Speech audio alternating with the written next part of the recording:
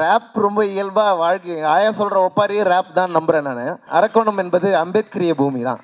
எங்க திரும்பினாலும் அம்பேத்கர் சிலைகளை பார்க்கலாம். அதாவது அரக்கோணத்திலேருந்து ஒருத்தன் படிச்சு வரான்னு சொன்னா அவன் நெகட்டிவா போறதுக்கு வாய்ப்பு இல்லை. நானுமே அவரோட ஒன் ஆஃப் தி காதலியை தான் பெர்ஃபார்ம் பண்ணியிருக்கேன். ஸோ எப்படி இருக்குன்னு அவர்கிட்ட நான் கேட்கணும்னு நினைக்கிறேன். என்ன சார் உங்க காதலியை மேட்ச் பண்ணனா? அடுத்ததாக இந்த மேடையில் பேசுவதற்கு கவிஞர், பாடலாசிரியர், பாடகர், புரட்சியாளர்னா நிறைய அவருக்கு அடைமொழிகள் சொல்லலாம். ஆனால் இவர் ஒரு ரேப்பர் அப்படின்னு நான் அடையாளப்படுத்த விரும்புகிறேன். ஏன்னா ரேப் அப்படிங்கிற இசை வடிவம் ஒடுக்கப்பட்ட மக்களின் வேதனையை சொல்வதற்காகவே உருவாக்கப்பட்ட இசை வடிவம். அந்த வடிவத்தை தமிழில் மிக நேர்த்தியாக செய்து கொண்டிருக்கிற ரேப்பர் அண்ணன் திருக்குறள் அறிவு அவர்களை மேடைக்கு வருமாறு அன்போடு அழைக்கிறேன்.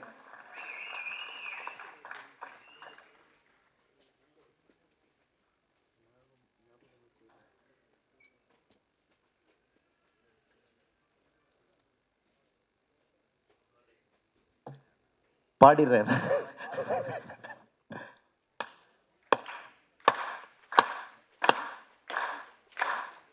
Yeah.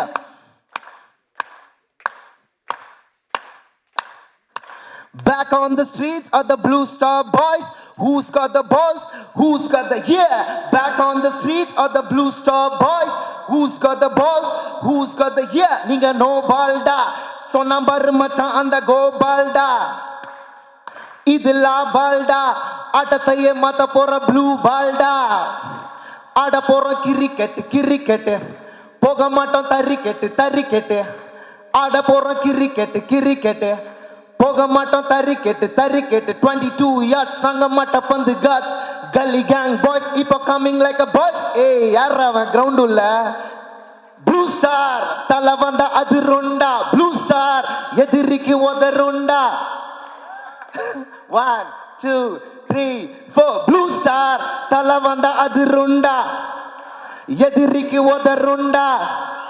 சரவெடி தொடருண்டா. வேற யாரு நாங்க தாண்டா. ப்ளூ ஸ்டார் தடைகளும் செதருண்டா. தடைகளும் தகருண்டா. மலைகளும் நகருண்டா. வேற யாரு நாங்க தாண்டா. வணக்கம் அனைவருக்கும், இனிய காலை வணக்கம். இந்த மாதிரி ஒரு வழக்கமாக எப்பவுமே ஒரு ரேப் சாங் ரேப் பண்ணுற சூழல் ஏற்பட்டால் என்ன நான் போய் பாடுவது உண்டு. இந்த படத்தில் ஒரு ரொம்ப அழகான விஷயம் நடந்திருக்கு. ரயிலை தள்ளும் மேகமே, பருவம் தந்த காயமே, உயிரை கிள்ளும் காதல் பூதமே, ஏன் அவளை தேடி போகிறேன், கவலை தீயில் வேகிறேன், கனவை தேடி காணலாகிறேன். இப்படி ஒரு அருமையான மெலடி பாடலை பாடுவதற்கு அண்ணன் கோவிந்த் வசந்தா அவர்கள் பொதுவாகவே எனக்கு ரொம்ப விருப்பம். ஏன்னா நம்ம ரேப்லாம் கேட்டதே கிடையாது. ரேப் ரொம்ப இயல்பாக வாழ்க்கை ஆயா சொல்கிற ஒப்பாரியே ரேப் தான் நம்புகிறேன் நான். ஆனால் மெலடி பாடல்கள்னாலே அது வந்து ரொம்ப ரொமான்டிசைஸ் பண்ணி அது மெலடி பாடல்களாக நம்மளால் பாட முடியாது. அதுன்னு அது மேலே ஒரு தயக்கம் எப்பவுமே இருந்துகிட்டே இருக்கும். ஆனால் இந்த படத்தில் ஒரு ஃபுல் லென்த்தான ஒரு மெலடி பாடலை பாட வாய்ப்பு தந்து இசையமைப்பாளர் கோவிந்த் வசந்தா அவர்களுக்கும், அதே மாதிரி ஜெயண்ணனோட இந்த ப்ளூ ஸ்டார் படத்தில் பயணம் செய்த அனுபவம் வந்து ரொம்ப முக்கியமானது எனக்கு. ஏன்னா அரக்கோணம், நானும் அரக்கோணத்தை சார்ந்தவன். அரக்கோணம் மண் என்பதே ஒரு அம்பேத்கரிய மண். அரக்கோணம் என்பது அம்பேத்கரிய பூமி தான். எங்கே திரும்பினாலும் அம்பேத்கர் சிலைகளை பார்க்கலாம். அதாவது அரக்கோணத்துலேருந்து ஒருத்தன் படித்து வரான்னு சொன்னால் அவன் நெகட்டிவாக போகிறதுக்கு வாய்ப்பு இல்லை. ஏன்னா சுற்றி நீ பார்க்குற இன்ஸ்பிரேஷன் வந்து உலகின் தலை சிறந்த அறிஞர் வந்து உன்னை சுற்றி எப்போதுமே இருந்துக்கிட்டே இருப்பார். ஸோ அந்த வகையில் ரொம்ப பேஷனேட்டான ஒரு அம்பேத்கரைட் ஃபில்ம் மேக்கராக அரக்கோணத்துலேருந்து கிடைத்திருக்கிற ஜெயக்குமார் அண்ணனோடு இந்த திரைப்படத்தில் நான் பணியாற்றி இருக்கிறேன் அப்படிங்கிறது எனக்கு ரொம்ப முக்கியம் நினைக்கிறேன். ஏன்னா அந்த சினிமாவுடைய பவர் என்பது சாதாரணமானதில்லை. அது நம்ம சினிமாவின் மூலமாக எவ்வளோ எழுச்சி சமூகத்தில் உண்டாக்க முடியுங்கிறதுக்கு வாழும் உதாரணமாக வரலாறாக நம்ம முன்னாடி இயக்குனர் அண்ணன் பா ரஞ்சித் அவர்கள் இருக்கிறாங்க.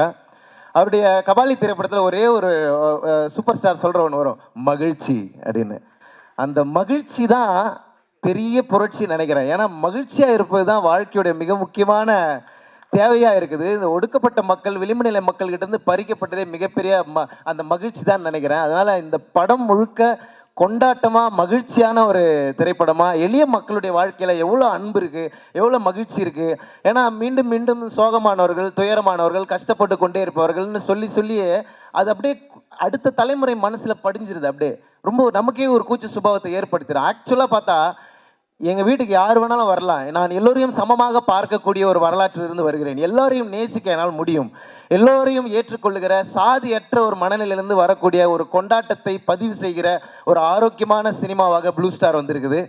கண்டிப்பாக இந்த ப்ளூ ஸ்டார் திரைப்படம் மிகப்பெரிய வெற்றி அடைய வேண்டும். ஏனென்றால் இந்த சமூகத்தை உண்மையாக நேசிக்கக்கூடிய கலைஞர்கள், இந்த சமூகத்தின் மீது தீராத காதல் கொண்டு எல்லாம், அதாவது சாதி என்பது ஒரு நோய் அப்படின்னா அந்த நோயை தீர்க்கிற மாமருந்தாக இன்றைக்கு திரைப்படங்கள் வாயிலாக மக்களுக்கு நிறைய கருத்துக்கள் போய் சேருது. அப்படிப்பட்ட ஒரு ஆரோக்கியமான சினிமா திரைச்சூழலாக நீலம் ப்ரொடக்ஷன்ஸ், லெமன் லீஃப் கிரியேஷன்ஸ் தயாரிப்பில் வெளிவரும் இந்த ப்ளூ ஸ்டார் திரைப்படத்தில் குறிப்பாக உமாதேவி அக்காவோட மிகப்பெரிய ரசிகன் நான். அவங்களோட இந்த படத்தில் வேலை செய்யணும் போது எனக்கு ரொம்ப அவங்கள பார்த்து நான் வியக்கிறேன். அவங்களுடைய தமிழ் ஆளுமை, அவர்களுடைய அசர்ஷன், அவங்கள ஒவ்வொரு பாடல்லையும் அவங்க வைக்கிற கருத்து ரொம்ப நுட்பமாக அவங்க மொழியை கையாள்வதை பார்க்கும்போது எனக்கு ரொம்ப இன்ஸ்பிரேஷனாக இருக்குது. அவர்களோடு ஒரு பாடலாசிரியராக அந்த வரிசையில் நானும் இருக்கிறேன் என்பது எனக்கு பெரும் மகிழ்ச்சி. இந்த திரைப்படத்தில் வாய்ப்பளித்த அனைவருக்கும் என்னுடைய நன்றி தெரிவித்துக் கொள்கிறேன். ஜெய்யனை பற்றி சொல்லணும்னா அவர் ஒரு பயணி. அவர் இன்னும் நிறைய பயணங்கள் செய்ய போகிறார். இந்த சமூகத்தை எல்லோரையும் அன்போடு நேசிக்கக்கூடிய ஒரு அருமையான மனிதர். எனக்கு ரொம்ப ரொம்ப பிடிச்ச அண்ணன்களில் இயக்குனர் ரஞ்சித் அண்ணன், அப்புறம் ஜெய்யனும் ரொம்ப முக்கியமான அண்ணன்கள் எனக்கு. ஏன்னா இந்த கருத்தியலில் சும்மா சினிமாவில் இருக்கிறோன்னா நம்ம சினிமாவில் பாடல்கள் போகிறோம், வாய்ப்பு கொடுக்குறோம், கொஞ்ச நேரம் பாடல் வாய்ப்பு முடிச்சுட்டு பேசுவோம், உற்சாகப்படுத்துறது மட்டும் இல்லாமல் நம்ம ஏன் இதை பண்ணுறோம் அப்படிங்கிற ஒரு நோக்கம் தெளிவாக இருக்கக்கூடிய ஒரு அண்ணன் வந்து ஜெயக்குமார் அண்ணன். அவர் ஏன் இதை பண்ணுறாருங்கிறது அவருக்கு தெரியும். இந்த சமூகத்தில் அது என்ன மாதிரியான விளைவுகளை ஏற்படுத்தும், அது அடுத்த தலைமுறையை தலை நிமிர்த்தும் அப்படிங்கிறது எந்த விதமான சந்தேகமும் இல்லை. ஜெயக்குமார் அண்ணன் நிச்சயம் ஜெயிப்பார். ப்ளூ ஸ்டார் திரைப்படத்தில் உள்ள அத்தனை பேருக்கும் என்னுடைய மனமார்ந்த வாழ்த்துக்களை தெரிவித்து நன்றியை தெரிவித்து விடைபெறுகிறேன். நன்றி, வணக்கம். மூலம் தனக்கென எப்போதும் ஒரு தனித்துவமான இடத்தை வைக்கிற திவ்யா துரைசாமி அவர்கள் உரை நிகழ்த்த வருமாறு அன்போடு அழைக்கிறேன்.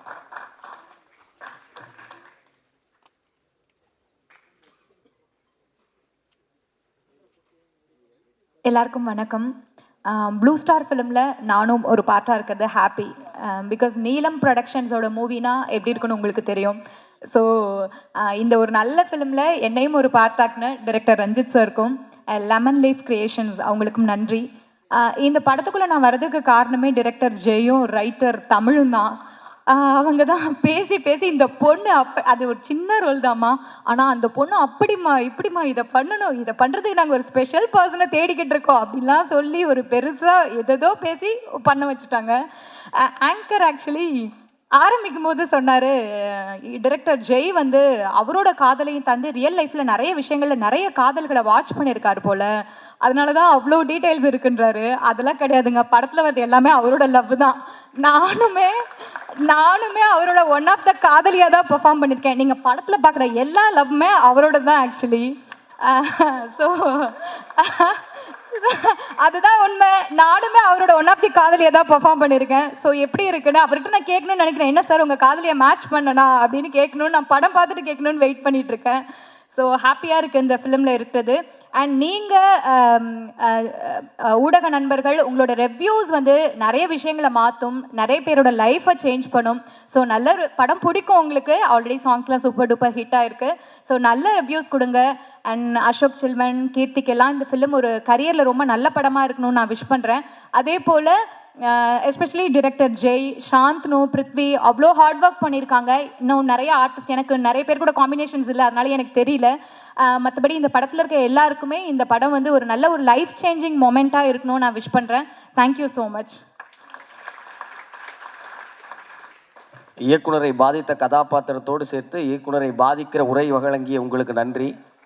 அடுத்ததாக இயக்குனரை பாதித்த கதாபாத்திரம் பார்த்துட்டோம். இயக்குனருடைய ப்ளூ ஸ்டார் ஒரு பெரிய சர்ப்ரைஸ். அந்த படத்தில் ஒரு சர்ப்ரைஸ்னு எல்லாருக்கும் சர்ப்ரைஸ் வைக்கிற அண்ணன் பிருத்வி அவர்கள் உரை நிகழ்த்த வருமாறு அன்போடு அழைக்கிறேன்.